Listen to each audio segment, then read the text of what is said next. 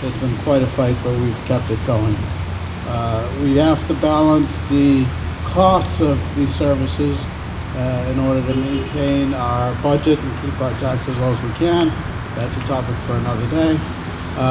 But we did increase spending on public safety to the extent that we could.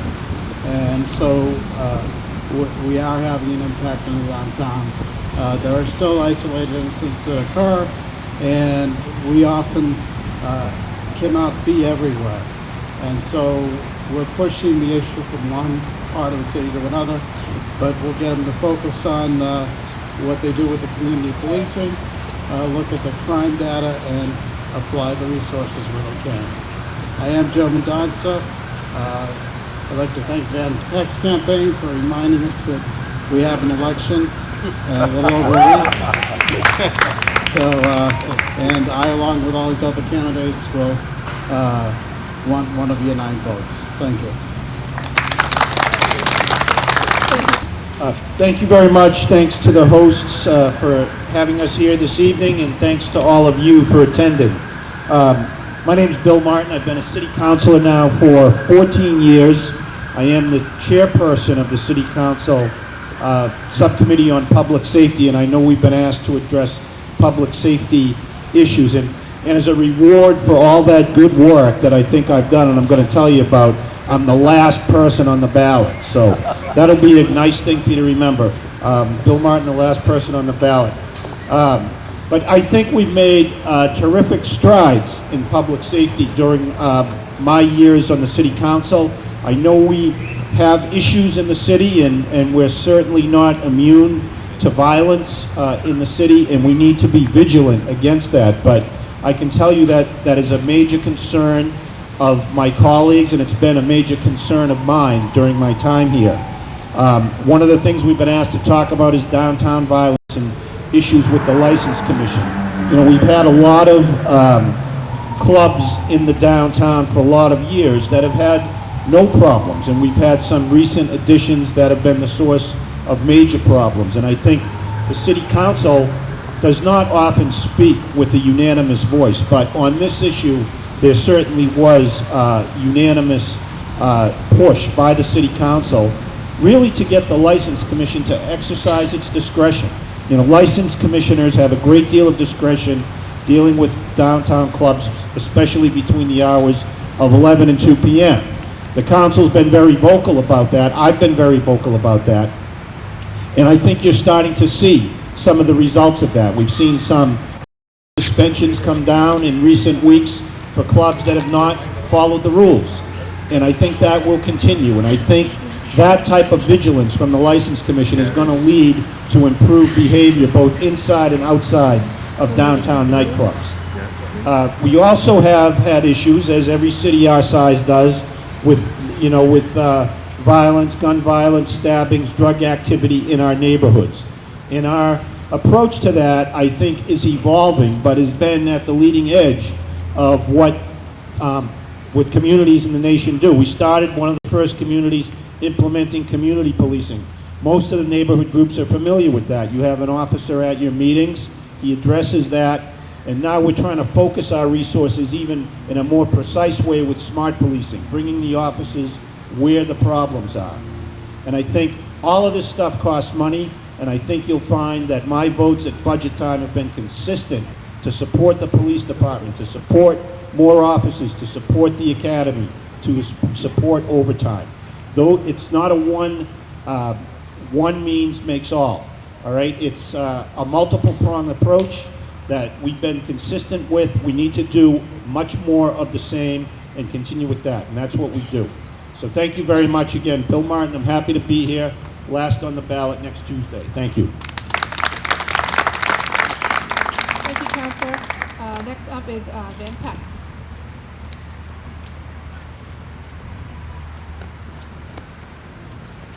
Good evening, everyone.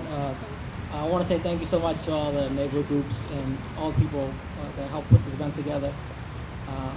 When you talk about public safety, I think the police departments are main people who protect and serve and make communities safe.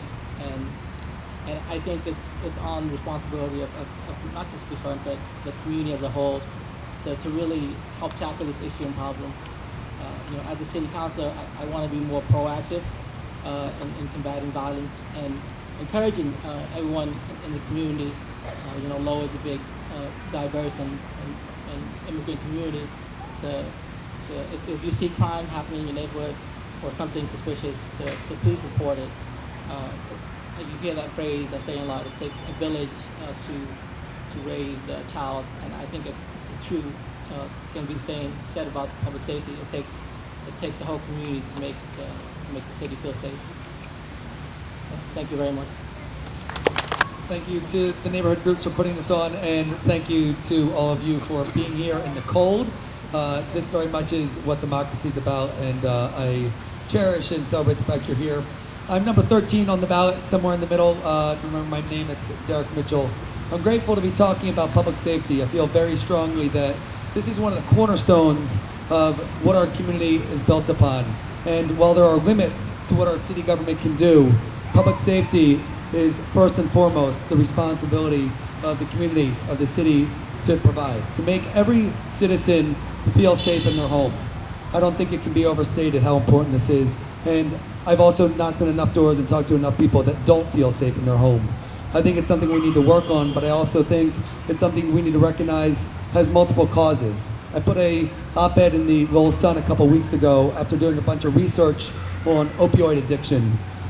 Talking to a lot of officers, I recognize that 80 to 90% of crime in the city, everything from petty theft to violent crime, can be drawn back to addiction of one sort or another. We need to understand that crime in our city is one part enforcement, one part prevention. And in that respect, I think that it's the responsibility of all of us to work in collaboration with the police department to make sure that our community is as safe as it can be. I was very inspired and impressed to participate in the sidewalk meeting that the Lower Highlands Neighborhood Association put on last month. It was a wonderful opportunity to see what partnership actually looks like. It was great to see residents involved in the policing of their community, asking questions, giving feedback, and it was great to see the police force similarly asking questions, giving feedback. It's what we need to make sure that every community, every neighborhood is as safe as humanly possible. Supporting the police, supporting prevention, and engaging community members, I think, is a solution to a lot of our problems. Thanks for your consideration. Number 13 on the ballot. I'm Ed Kennedy. I'm number 18 on the ballot. Some of you may remember that I served on the city council for 4 terms quite some time ago, but looking around, there's probably some people that don't remember that whatsoever. I was elected in 2011 for another term, and I'm running for re-election and hope to be re-elected again. I could echo a lot of what Councilor Martin has said. I think that the focus in this past term has been mostly on violence in the downtown area. I think what the City Council has done quite a bit to try to address that, has stayed on top of the issue. My position is that we have to be ever vigilant on public safety. It's very, very important to the city, and I'm committed to remaining vigilant to make sure that the City Council is vigilant on public safety. Violence in the downtown or violence in the neighborhoods,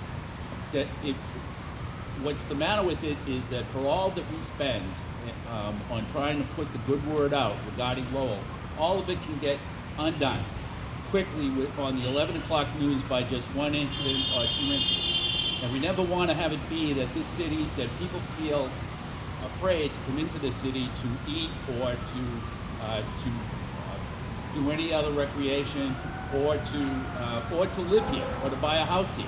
It's really important. It's important to maintaining property values, and maintaining property values are important in order to keep taxes down. And I think everybody's on board with keeping taxes down. During my term on the City Council, I've supported every initiative for public safety, for police department protection, and I intend to do that in the next term. So I would just ask all of you to consider me for one of the 9 votes. And again, my name is Ed Kennedy. I'm a candidate for re-election. I'm number 18 on the ballot. I tried to think of a famous football player or sports figure who had number 18, so it would be easy for people to remember. but all I could really come up with was Peyton Manning, and I didn't think that was a good choice. So, number 18 on the ballot, Abe Kennedy. Thank you very much. Good evening. My name is Daniel Rourke. I'm a first-time candidate for Lowell City Council. With regards to public safety, I'm a full-time job as a probation officer for the state of Massachusetts for the past 14 years. That's led me to working in different cities, urban and otherwise. I started my career in Lowell. I went to Concord, Melbourne, and Lawrence. And as other candidates have said, drugs and alcohol is at the root of most all crime, including the violence, the robberies, and the assaults. My expectation for public safety is two things: communication and collaboration. Again, working at the probation office of the state, we collaborate with police departments in Middlesex County, Essex County, and we find that the more communication, the more collaboration between the agencies and departments leads to better serving the public. In order for Lowell to be a viable place where people want to stay, want to move to, businesses want to open, public safety is right at the top of the list for those entities and people, residents that want to be here. So the better we can serve Lowell through public safety, the better we'll all be, the better the city will do. And going forward, it's one of our number one issues, and hopefully as next city councilor, I can lead the way in that area. Thank you very much. Thank you, everyone who took the time to organize this night. Thank you. I'm Stacy Hargis. Safe neighborhoods are critical to having a productive and enjoyable city and vital to any healthy approach to make Lowell an even stronger community. Recently, our streets saw an increase in violence, and after spending time talking with residents about their safety concerns and listening to public safety officials at various neighborhood meetings, I believe that having active community involvement is key to Lowell's future. And there are two kinds of solutions. We have short-term and long-term. In the short term, the city should absolutely be taking a direct stand against violence, drugs, and disorderly conduct by having more officers visible in our neighborhoods and business districts. In order to address public safety in the long term, it is the responsibility of the City Council to continue to build trust amongst all our officials and our neighborhood groups, especially in high-risk neighborhoods. We must focus on community involvement by creating policies which engage our community members. We should be investing in various community programs that help educate youth about drug, violence, and gang prevention. We should be offering grants to artists. I mean, we're sitting here in this bowl, and you can see all the beautiful art that youth did. This helps keep them off the streets and helps educate them. We also should be training our public safety officials on how to use social media to prevent crime. There's a lot more things that I think we should be doing, and I can't say it all now, but I am putting out a paper tonight talking more about it, and I especially want to hear from you all. What do you think we should be doing? I will commit to working hard for Lowell and our future. I will draw upon my personal, my education, and my work experience to help implement policies that allow us to invest in public safety, because all of this long-term and short-term solutions take money. So I will introduce policies which can help us budget and pay for these kinds of long-term solutions. A vote for me is an investment in growing our community wealth to make Lowell an even better place to live, work, and raise a family. So please vote for me next Tuesday. Thank you. Thank you very much. I want to thank the citizens of Lowell for giving the opportunity to serve these last 2 years. With a great deal of help, we have taken steps as a council to make our city safer. This includes the Councilman Laurie talking about establish a property task force, amend the license ordinance, improve our park and expand the recreational program, better lighting in our community and our neighborhood, program after school, and there's more work to do. And that's why I am running for re-election to the council, because there's still more work to do in the area of safer street, better school, and more opportunity closer to home. I understand very well the effect of violence in our city, and I continue to work hard on this area. Thank you very much. I'm number 12 on the ballot. Hello, I just want to thank everybody for coming out today and supporting your community. I'm Darius Mitchell, and I'm running for Lowell City Council. I'll be number 16 on your ballot. And I really care about the community and all of us working together to have a safe community. And, you know, we all need each other as the police cannot solve all the problems. We need each other as a community to care about our families and our children. We need to get some of these young people, we need to get them active in the community with jobs and after school programs. We need to believe in them. You know, we've had, I believe that, as a country that we have some very serious challenges, that just, to reflect in Lowell. Lowell's a great city, and, a lot of the bad things always get reflected. I know some of you guys read about my troubles with the law and things of that nature, but I put myself on the ballot because I felt that I had problems in my past, but I feel that standing up for my community and community safety was more important than my past. Contributing to my neighborhoods, this is a place where I came to as a kid, for carnivals. A lot of people, we just had the Puerto Rican Festival on the boulevard, but when I was a kid, the Puerto Rican Festival was here in the North Common. And it was a great time. We were kids. We didn't have to worry. Sorry, the lights are coming on. Oh, I'm sorry, ladies. Your time's up, but thank you. Oh, 1 minute. 1 minute. Oh, 1 minute? Oh, see, Carol jumped the gun. Keep going. What I was saying, though, is we used to come to this community all the time for carnivals, and I just remember, like, they used to have carnivals and, like, midget wrestling here.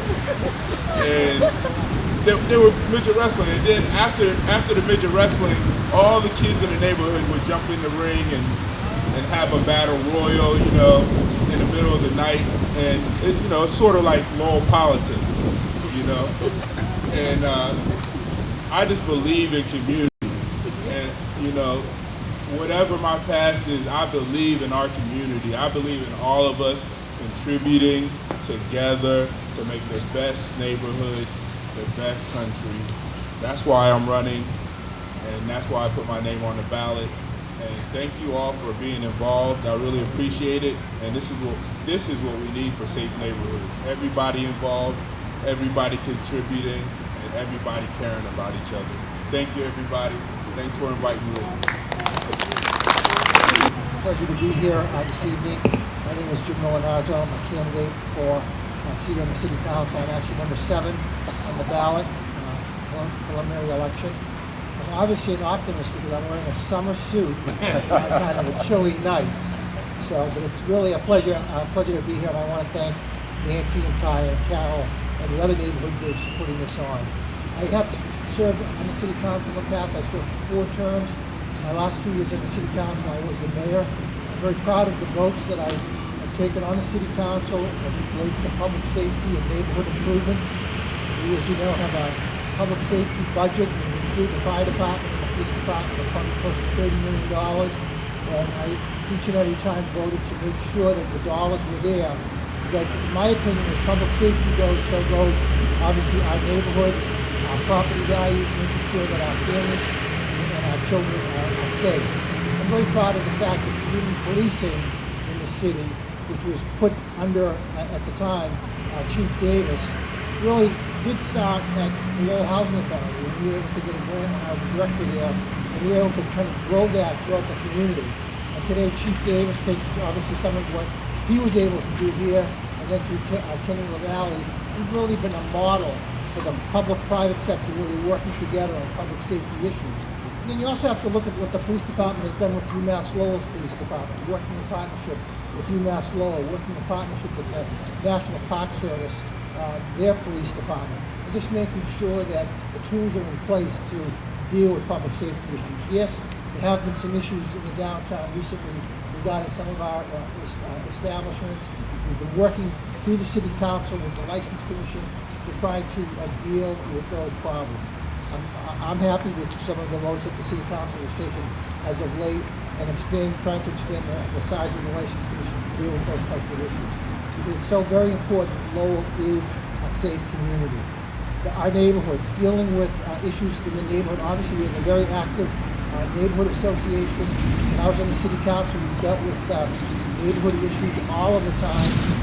We ended up reorganizing the code department, putting that under the planning and development office. I think that we've made great strides in making sure that more that your concerns are heard at City Hall, and that the City Council and our officials, starting with the city manager and obviously the department heads, are actually very much involved in your issue. We have a very active neighborhood service department at City Hall, and it's just so important to make sure that we continue to listen to the neighborhood concerns and make sure that your safety is first and foremost, and work to make sure that Lowell continues to be a quality city where we can live, raise a family. My daughter and her young family just bought a house here in Lowell, and I'm thrilled that they decided to stay in this community because they're going to build their future for their young son right here in Lowell. Again, Jim Milanazzo, I'm number 7 on the ballot. Thank you very much. Good evening, everyone. My name is Rita Mercia, and I'm a candidate for the Lowell City Council. But before I begin this evening, please let me take this opportunity to thank you all for allowing us to come before you today to let you know us better and to express our thoughts on different issues. And those of you who support other candidates, your own special candidates, please know that you could vote 9 times. So I appreciate that. And if anyone out there has a pair of gloves, I'd pay $25 for the gloves right now. I am running for re-election to this office to continue the progress that was started many years ago. I have been in office as a city councilor for the past 18 years. Don't let the years fool you. I still have the passion and the drive and the desire to make the right decisions, only with the keenest sense of wisdom. The topic for this evening is public safety neighborhood issues. Through the years, we strive to preserve the unique character and quality of each neighborhood. We offer green spaces, was done through community gardens, such as the one that I attended on Whiting Street in honor of Mr. Lavasser. That was in the ACRE some month or so ago, and I was there.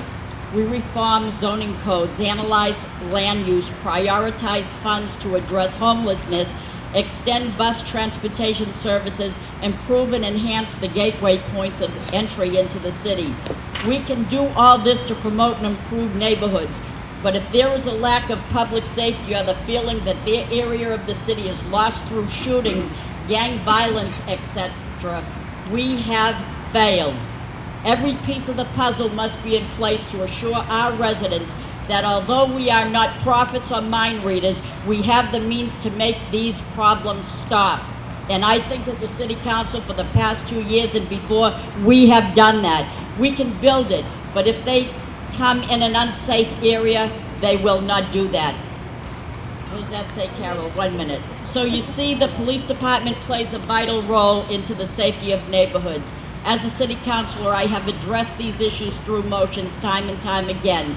Just recently, I have asked the neighborhood groups to discuss this very topic, where we would partner with the city, the state, and discuss the topic of violence taking over every section of the city.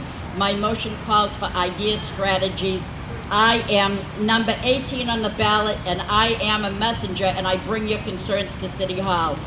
Please, we want businesses to come here. We want residents to stay here. When they hear the word stabbing, shooting, and gang violence, all the good that was developed on the years is for nothing. Please allow me the opportunity to keep fighting for you in a positive way. When you vote on Tuesday, September 24th, don't hesitate. I'm number 8. Thank you. Good evening and thank you. I'd also like to thank the neighborhood leaders and folks that have taken time out of their schedule to come out and join us to hear our opinions, our viewpoints on public safety. I've been on the city council for 16 years and I'm running for another term, and I ask for your support. Before I was involved in the city council, I was a neighborhood leader. I was on the executive board of the Protective Citizens Council. And I believe in neighborhood groups. I believe you are a vital part of keeping City Hall connected to the neighbors, the neighborhoods. You are the eyes, you're the ears, and we listen.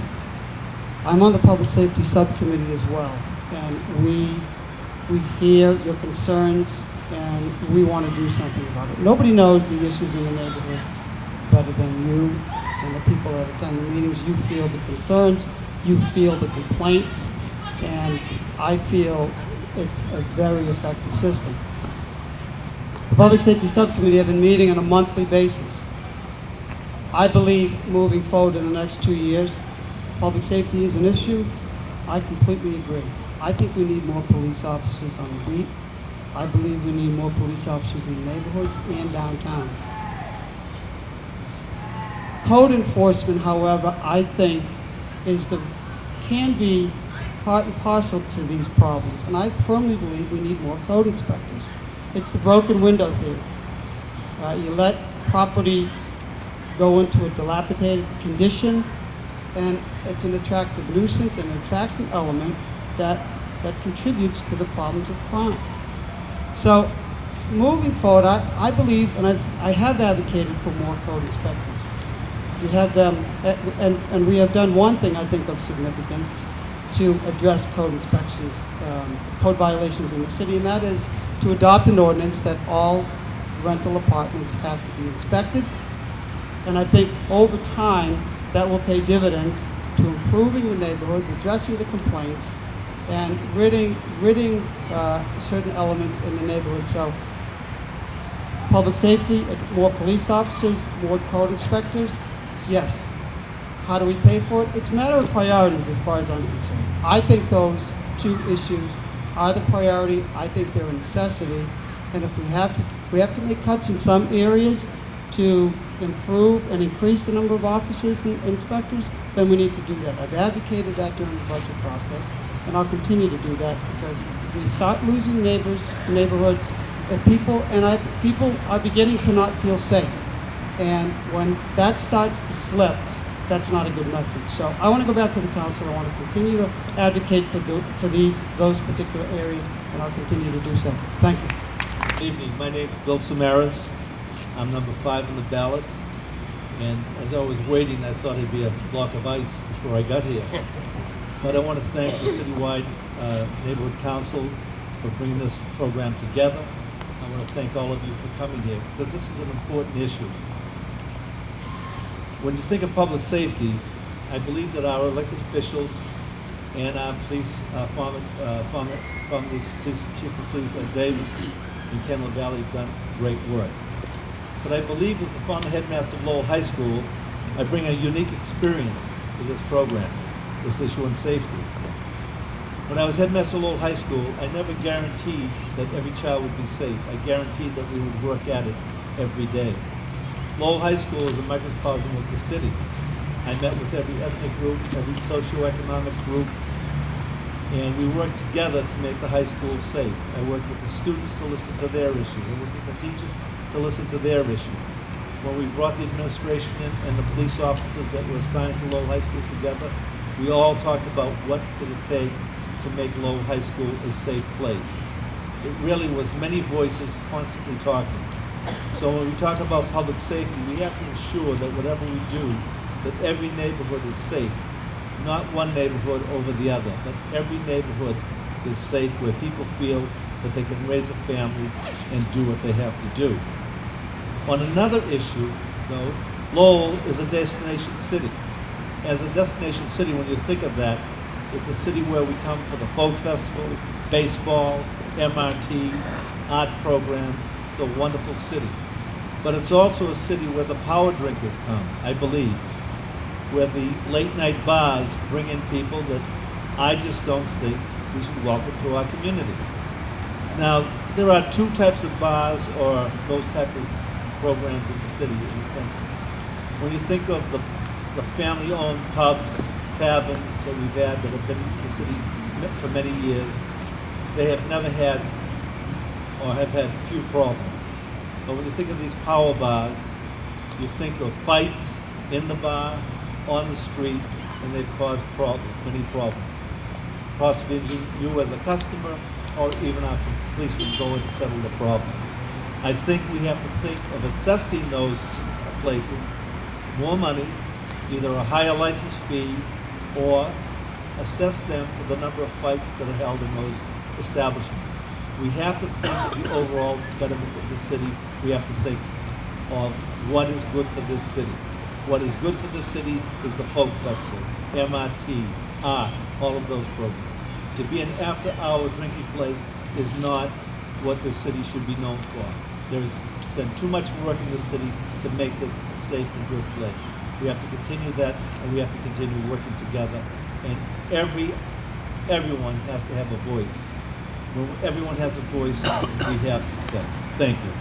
Thank you all for coming. My name is Genevieve K. Doyle, and I am running for Lowell City Council. I am a second-generation Lowellian, which means I grew up here. I was raised in the city, but also that I have my parents and their wisdom to teach me what streets to go down, what streets not to go down, when the street lights went on, when to go home, and pretty much what friends I had to call on the phone because their neighborhoods weren't and aren't, to this day, safe. Right now, I'm helping my little brother raise my niece, and I'm teaching her the same exact things. So pretty much I'm here to do more. So thank you.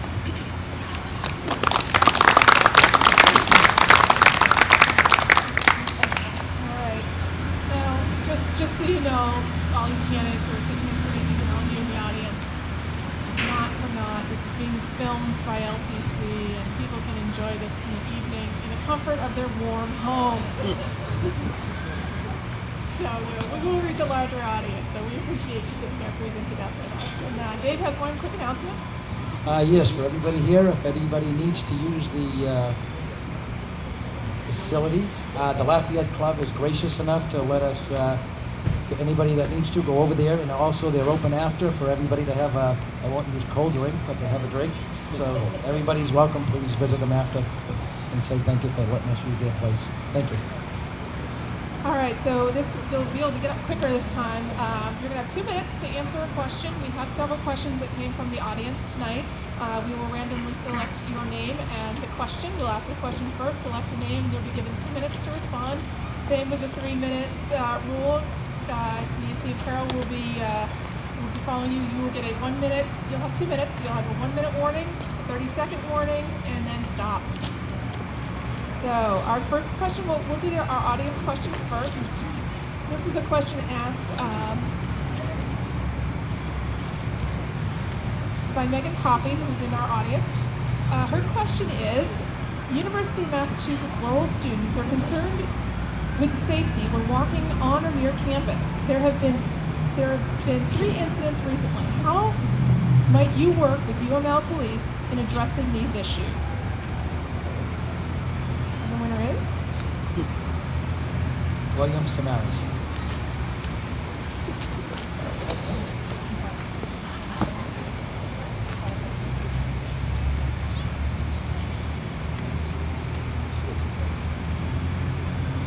Well, when you think of the University of Lowell, you think of the wonderful job that Chancellor Mean has done to bring so many students to the University of Lowell and also to offer such great programs. But as good as those programs can be, if the students do not feel safe, we have a serious problem. That's a very good question. I think this is something in which when we talk about those type of issues, we have to make sure that we can bring the students together in various type of forums to talk about what areas of the city do they feel safe in, where do they feel that they have problems, at what time do they feel that they have those problems. I think what has to happen is the University Police and the Lowell Police, and I know they do work together, but they have to come together to look at the situation. They have to look at the city as a whole. Where do these students, where do they do most of the walking? Where do they, what routes do they take? And I think we have to ensure that there is proper lighting for them, especially at nighttime, and we have to ensure that there are police visible in the areas that they go to. If we're to have a good city, a safe city, if we're going to have a university that is ranked amongst the best in the country, we have to ensure that our students are safe. And again, what has to happen is we have to talk with them, and we have to ensure that we put the police on the, we have to be sure that we hire the necessary police to cover the areas. We have to make sure that we do everything we can to make this a safe city. Also, having more TV cameras set up in the downtown to allow our police to have a better view of the city will work. Thank you very much. Thank you very much. Our next question is going to be asked by a member of our audience. Her name is Denise. She's coming down.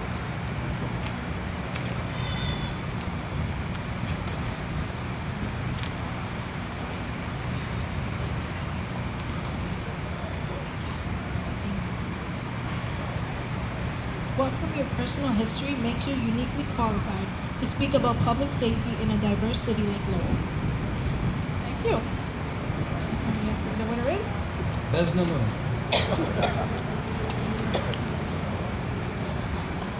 Thank you very much for the questions.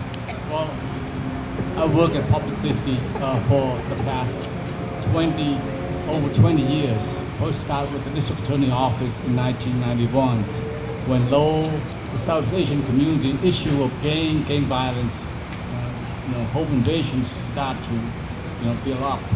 I was brought in by Tom Riley, the district attorney of Middlesex DA, to work on this issue, to bridge the gap between the South Asian community and the police department, to try to bring the community out and reporting this crime. And with that, we not only prosecute in cases of violent people, we also proactively helping young people, taking them to far away from Lowell as well as far away to football game, to basketball game at the Boston College and BU, Boston University, so that they can see that there's a life.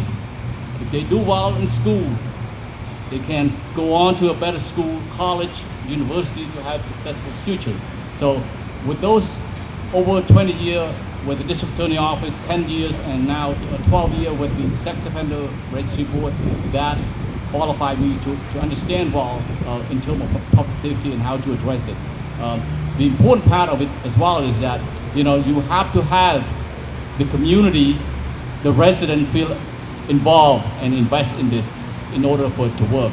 And I know that the neighborhood group and the police department as well as the business community working together, and that is a plus to address this issue. Thank you very much. Our next question will also come from an audience member, Ken.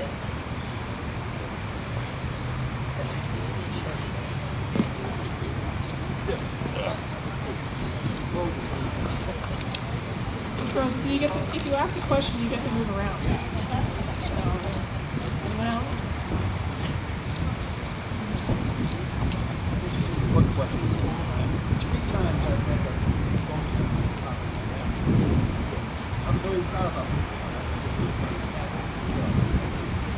But all 3 times, I couldn't get prison. I think that's a pretty important part of the reason we need those types of reports. We have to make it for our prisoners, for our lawyers.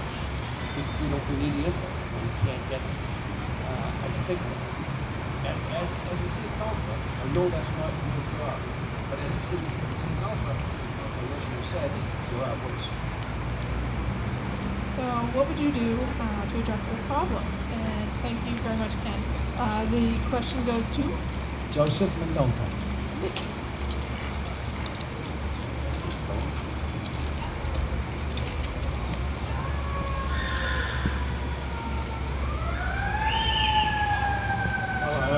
I'm not sure why they would deny giving out the report. It should be, to some extent, public record unless they're saving it for the prosecution. I'm not sure.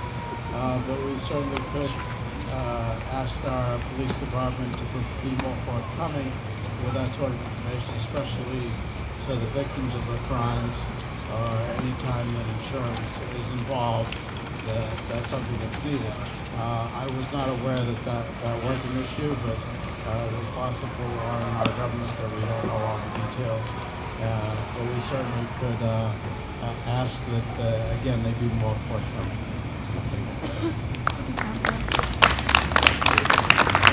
Our next question comes from a member of the audience who had asked us to ask this question for her. Her name is Melis. The question is, how do you plan to address the current high rate of violence among city youth? And the question goes to Van Peck.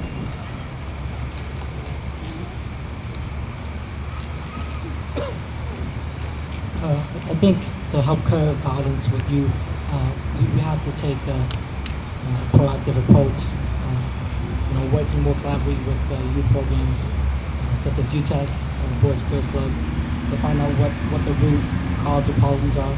Because if we can be proactive and prevent it early on, it will help and curb the problems down the road. So I think more partnership, more collaboration, and have an open dialogue. Because I think sometimes youth feel like when they're talking to adults, they're not taken seriously. So I would advocate working closely with youth to help curb violence. Thank you. next question is also from Melis in the audience, and her question is, due to the recent string of gun violence, do you believe our public schools should have metal detectors? And the question goes to Daniel Rook.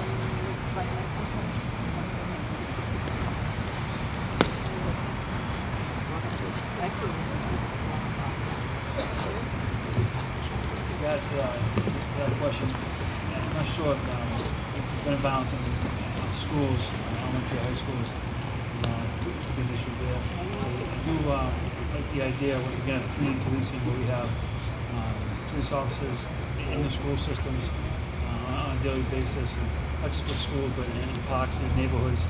Really, the more police we have walking beats and that interact with the community, be more active with our youth in the city, would be beneficial for all involved. There's a cost involved with metal detection and so forth, but I think that with our police departments, as long as they are fully funded to do the job that we pay them to do, that problem can be cured. Thank you.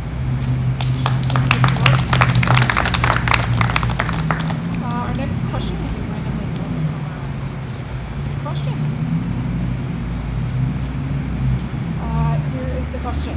Regionalization of the 911 dispatch center would reportedly save the city $500,000. Do you support the regionalization, and if so, what would you do with the savings? And the question goes to William Martin.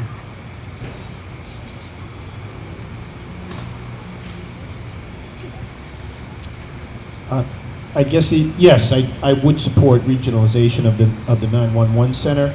I do think there are issues to be worked out with various unions whose jobs are affected with the surrounding communities, but we're seeing the benefits of regionalization in something like the wastewater treatment plant here, another important public utility.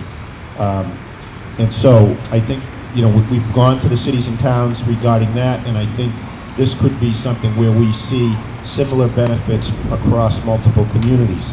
I'm not sure all that savings would accrue to the city of Lowell, but I think for the savings in Lowell, I think that would just go to enhance our public safety capabilities, primarily in the police department. I think that's part of what our record shows of what we've done here. As we've made savings with cost reductions and consolidations, we've reinvested in the city. We've reinvested in public infrastructure.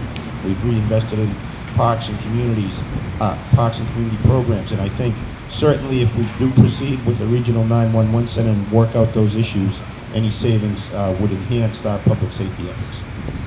Thank you, Council.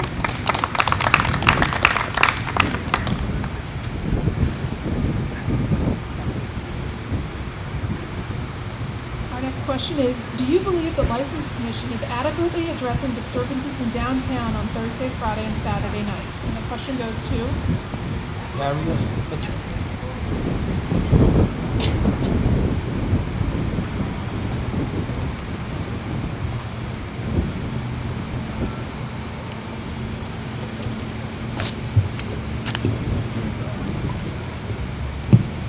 was about the licensing commission. Right. Do you believe that the License Commission is adequately addressing the activity going on downtown on Thursday, Friday, and Saturday nights? Well, I think you know, you want to have business, and you want a vibrant downtown. The bars close at 1 o'clock. That's pretty early. Sometimes just like one or two people can, you know, cause a lot of problems. Like, you know, we had the shooting on Middlesex Street a couple of weeks ago, and you know, just that one incident where, you know, there's a fight and a situation like that will bring a bad reputation to the downtown. But pretty much the downtown is pretty safe, I think. You know, I like to go down there and hang out with some peoples and stuff. And, you know, they already closed business at 1 o'clock. I think that's pretty early. The licensing commission, you know, they can't control everything, but just like the police can't be everywhere at the same time. But you know, you have to let businesses be businesses, and you just can't let a couple of bad seeds put a bad reputation on all the businesses. So I think the licensing commission is doing pretty good. You know,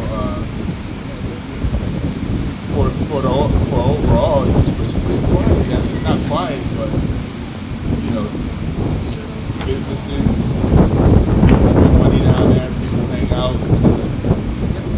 You know, we shouldn't just let an incident every now and then put you know, a bad reputation on a business, or a bad reputation on the licensing commission. So I think they're doing an adequate job. When something happens, they're quick to act.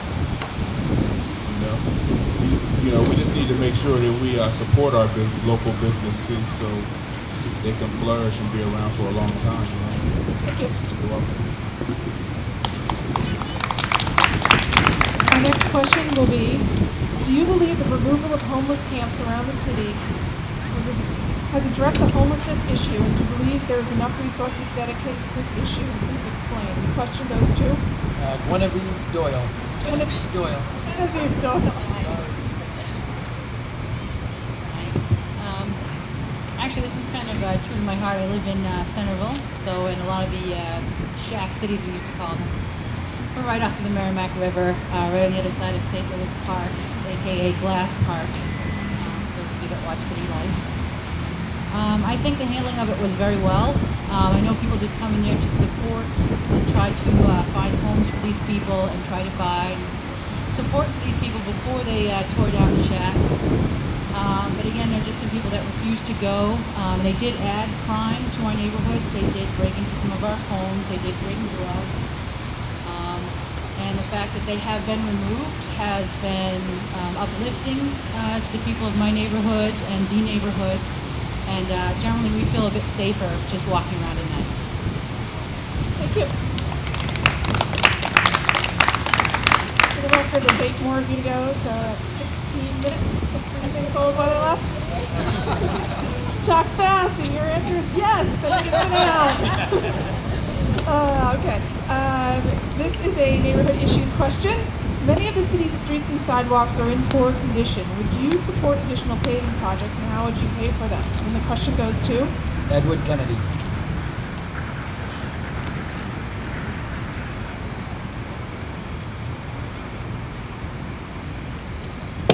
Repeat that question. Did you repeat Oh, the I'm question? sorry. Yes, I can. Down.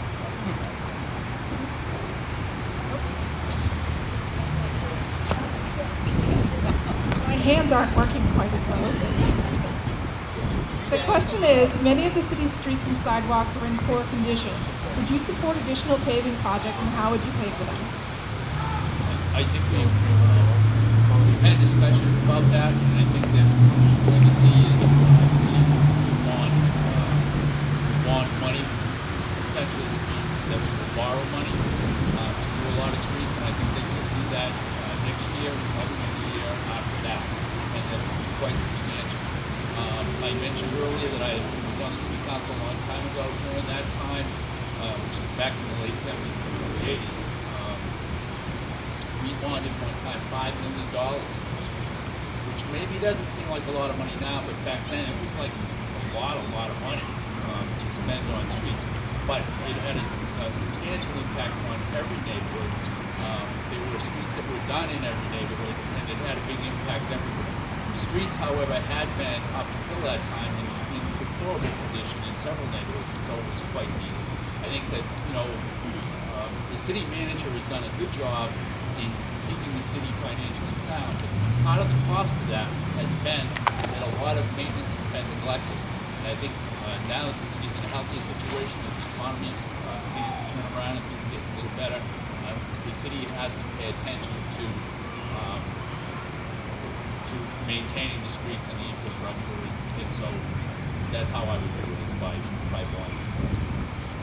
Thank you. Thanks. Our next question is, do you believe the city should further limit the number of alcoholic beverage licenses issued in the city? Please explain your position. And the question goes to? Adi Laurie.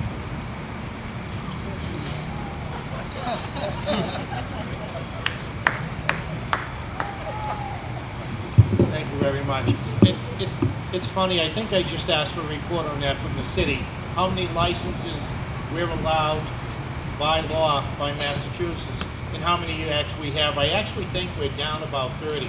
But I think the real question is how many we do have actively right now, and how many we're having a problem with. As I said, I think we're down about 30 licenses, but what do you do with the licenses where you're having a problem? And I think that's been the issue in the city, especially in the downtown area. If the state says you have to have, or you're allowed 190, does the city have to allow 190? Or do we as a council, are we allowed to look at an ordinance and say we want so many per square mile, maybe downtown, so many square feet? I don't know if we're allowed to do that by law, but I think it's an interesting question. And that's one of the reasons why I did ask for that report about a week ago. I think it was at the last meeting or the meeting before, the different, how many we're allowed, how many. I think if we have a choice by ordinance, that maybe in some areas we'd be better off looking at how many per square mile or per quarter mile. So I think not so much how many the state limits, but how many we ourselves want to limit. And that would be through the License Commission. So thank you. Our next question is, many city neighborhoods contain numerous vacant properties that are not maintained by the owner, have become open to trespass, and locations of vandalism and drug use. Do you believe the city is doing enough to address this issue? And please explain. And the question goes to? Stacy Hargis.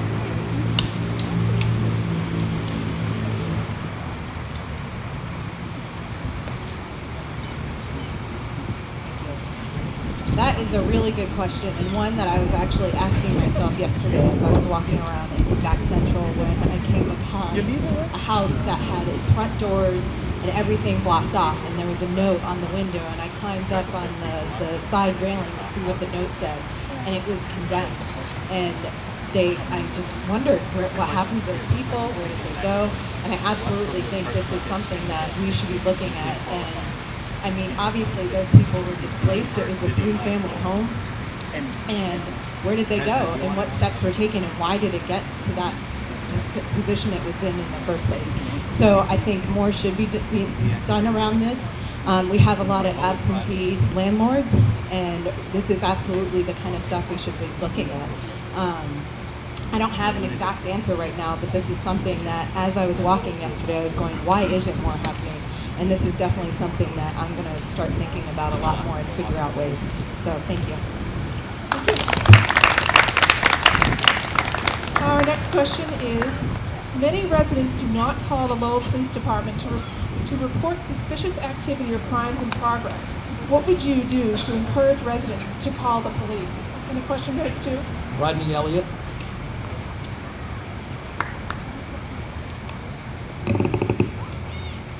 I think this is a chronic problem that we have discussed in the Public Safety Subcommittee meeting, and we need to get our arms around it.